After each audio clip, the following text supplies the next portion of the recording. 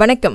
ஸ்லாங்கர் intro செய்திகள். இந்தியாவின் அகமதாபாத் அருகே ஏர் இந்தியா விமானம் AI-171 விபத்துக்குள்ளானதை தொடர்ந்து மலேசிய பிரதமர் டாக்டர் ஸ்ரீ அன்வர் இப்ராஹிம் இந்த துயர சம்பவத்தால் பாதிக்கப்பட்ட குடும்பங்கள் மற்றும் அன்புக்குரியவர்களுக்கு மலேசிய அரசு மற்றும் மக்கள் சார்பாக இரங்கல் தெரிவித்தார்.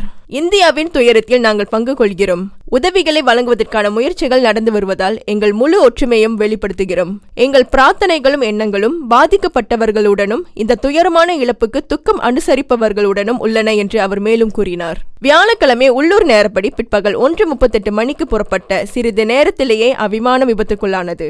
இதில் பலர் உயிரிழந்தனர் மற்றும் டஜன் கணக்கானோர் காயமடைந்தனர். இந்திய பிரதமர் நரேந்திர மோடி இந்த சோகம் ஒட்டுமொத்த நாட்டிற்கும் அதிர்ச்சியாகவும் வருத்தமாகவும் உள்ளது என்றார்.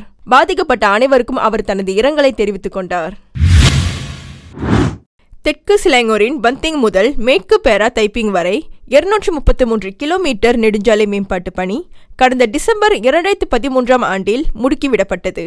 அடுத்த ஆண்டில் முழுமையாக முற்றுப்பெற வேண்டிய நெடுஞ்சாலை கட்டுமானத்திற்கு நிலத்தை கையகப்படுத்தும் அரசாங்கம் பாதிக்கப்படும் நில உரிமையாளர்களுக்கு நீதிப்படி நிலத்திற்கு சரியான மதிப்பளிக்க வேண்டும். ஆனால் கில்லன் பத்து அம்பட் இந்திய கிராமத்தில் நெடுஞ்சாலை கட்டுமானத்திற்கு எடுத்த நிலம் மற்றும் சொத்துகளுக்கு சரியான நஷ்ட ஈடு கொடுக்கவில்லை என புகார் அளித்த நில உரிமையாளர்களின் கோரிக்கைக்கு முறையாக கட்டுமான குத்தகையாளர் செயல்படவில்லை. எனவே பாதிக்கப்பட்டவர்கள் அளித்த புகார் மீது அந்த தொகுதி சட்டமன்ற உறுப்பினர் மாண்புமிகு குணராஜ் அவர்கள் கோரிக்கையும் பத்திரிகை விளக்கமும் அளித்துள்ளார்.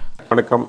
இப்போ பார்த்தீங்கன்னா இந்த மேட்டர் உங்களுக்கெல்லாம் தெரியும். இப்போ ஒரு 2 வாரமாக இந்த டிக்டாக்ல வந்துட்டு இந்த கம்போங் ஜாவாவில் வந்துட்டு இந்த WC ஹைவே ப்ராஜெக்டில் வந்து சர்டன் பேக்கேஜஸ் இருக்குது. சர்டன் பேக்கேஜ் வந்து ரிசால்வ் பண்ணிட்டாங்க. சர்டன் பேக்கேஜ் வந்து கேஸ் வந்து கோர்ட்டில் இருக்கு. ஒன்றும் அதில் பார்த்தீங்கன்னா இன்றைக்கு நான் 19 லேண்ட் ஓனர் 25 ஹவுஸ் ஓனரோட பிரச்சனை பற்றி பேசுகிறேன். சுமாராக மெஜாரிட்டி ஆஃப் த கேசஸ் எல்லாம் முடிஞ்சிச்சு. ஆனால் இந்த குரூப் வந்து கொஞ்சம் வித்தியாசமான குரூப். ஏன்னா 75% கம்பென்சேஷன் பேட், ஆனால் 25% ஒன்றும் பே பண்ணாமல் இருக்காங்க. அதுக்கு அவங்க லாயர் மூலியமா கேஸ் வந்து கோர்ட்டில் இருக்குது. எனக்கு என்ன சொல்லியிருந்தாங்கன்னா, ஜூலை 31 ஒரு கேஸு, ஜூலை 10 ஒரு கேஸு, ஆகஸ்ட் 26 ஒரு கேஸ் கோர்ட்டில் இருக்குது. அப்போ பார்த்தீங்கன்னா அவங்க என்ன சொல்கிறாங்கன்னா 75% காசு கிடைச்சிச்சு கம்பென்சேஷன். அவங்க லாயர்ஸ் அக்கௌண்ட், கிளைண்ட்ஸ் அக்கௌண்ட் வச்சுருக்கிறாங்க. ஆனால் ஒன்று 25% ஒன்றும் கிடைக்கல. அதுக்கு தான் அவர் போராடுறாங்க. என்ன செய்கிறாங்க, அவங்க லாயர் மூலியமாக கேஸ் கோர்ட்டில் இருக்குது. ஆனால் WCE கான்ட்ராக்ட் அப்பாயிண்ட் பண்ணியிருக்காங்க. அந்த கான்ட்ராக்டை என்ன பண்ணுறான், வீடாக போயிட்டு அந்த 25 வீடு இருக்கிறவங்கள அவங்க சீக்கிரமாக வெளியாகுங்க, ராத்திரி போயிட்டு அவங்கள பிரச்சனை கொடுத்துட்ருக்கு. அந்த மாதிரி பிரச்சனை போலீஸ் ரிப்போர்ட்லாம் பண்ணிட்டாங்க. ஆனால் still they are facing the problem. அப்போ WCEட்ட பேசியிருந்தேன், இந்த மாதிரி ஒரு அந்த கான்ட்ராக்ட் இந்த மாதிரி ஆக்ஷன் எடுக்கக்கூடாது. என்ன நாளைக்கு வந்து JKPTG I'm going to see them and also JKPTG ஒரு அஹரான் கிலோவா பண்ணானோ WCEக்கு, until the matter is resolved in court, no action should be taken by WCE or its contractors. Right? ஏன்னா அது வரைக்கும் அவங்களோட 25% பேலன்ஸ் கிடைக்கிற வரைக்கும் they are still staying in that house. அவங்க இந்த வீட்டில் தான் தங்குறாங்க. அப்போ இந்த வீட்டில் அவங்க தங்குற நேரத்தில் நீங்கள் போய் டிஸ்டர்ப் பண்ண முடியுமா? ராத்திரி வந்துட்டு என்ன சொன்னாங்கன்னா, ராத்திரி வந்துட்டு பசங்க கான்ட்ராக்டர் போயிட்டு இருக்காங்களா, அவங்க செக் பண்ணிட்டு இருக்காங்களா, வீட்டில் ஆள் இருக்காங்களா இல்லையா, அதெல்லாம் சரியில்லை பாருங்க.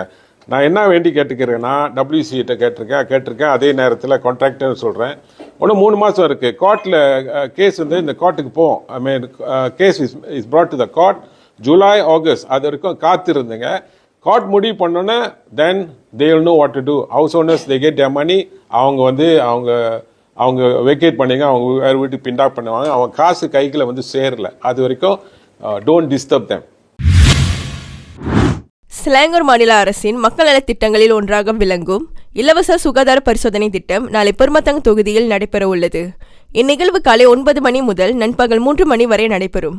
இதில் பங்கேற்க ஸ்லங்கா செயலி வாயிலாக பரிசோதனைக்கு முன்பதிவு செய்யும்படி பங்கேற்பாளர்கள் கேட்டுக்கொள்ளப்படுகிறார்கள். ஏதேனும் சிக்கல்கள் இருந்தால் செல்கேர் ஹாட்லைனை 1800-226600 என்ற எண்ணில் தொடர்பு கொள்ளலாம். கடந்த 2022 ஆண்டு அறிமுகப்படுத்தப்பட்ட இந்த ஸ்லாங்கூர் சரிங் இலவச மருத்துவ பரிசோதனை திட்டத்தை தொடர மாநில அரசு 2025 ஆண்டு வரவு செலவு திட்டத்தில் 20 லட்சம் வெள்ளியை ஒதுக்கியுள்ளது. இந்த இலவச மருத்துவ பரிசோதனை திட்டத்தின் வாயிலாக 2024 ஆண்டு 7000 பேர் பயனடைந்துள்ளனர். அவர்களில் 38% பேர் 46 முதல் 64 வயதுடையவர்கள் என்று மந்திரி பசார் டத்தோஸ்ரீ அமீருddin ஷாரிக் கடந்த ஆண்டு டிசம்பர் 17ஆம் தேதி கூறியிருந்தார். ஆரோக்கியமற்ற குடும்ப மருத்துவ வரலாறு, உடல் பருமன் மற்றும் ஆரோக்கியமற்ற வாழ்க்கை முறையை கடைபிடிப்பவர்கள் முன்கூட்டியே நோயை கண்டறிய உதவுவதற்காக இந்த திட்டம் அறிமுகப்படுத்தப்பட்டுள்ளது.